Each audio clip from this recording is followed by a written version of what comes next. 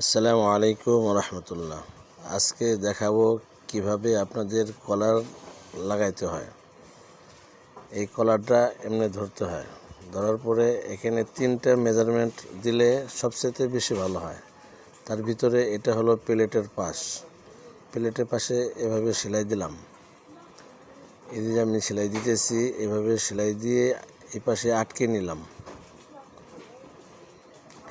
এখন কলারের মাঝখানে যে মেজারমেন্ট আর পাঞ্জাবির বডির যে মেজারমেন্ট, এই দুইটা এক করলাম। এইভাবে করে এইভাবে আবার সেলাই দিয়ে দিলাম, যাতে মেজারমেন্ট ঠিক থাকে এবং কোনো পাশে কলারে গোছ না থাকে। এখন হলো বোতাম পট্টির পাশ ধরলাম, যে পাশে বোতাম লাগায় ওই পাশে ধরলাম, ধরিয়ে এই তো শুরু করে দিলাম।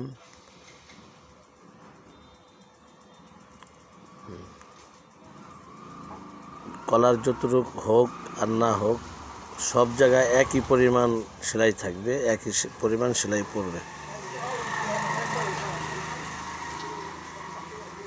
এই তো দেখেন, এখান থেকে এই পর্যন্ত কোনো ঘোষ নেই। আবার এখন মাঝখান থেকে শেষ পর্যন্ত কোনো গোছ থাকবে না। দেখেন, এই তো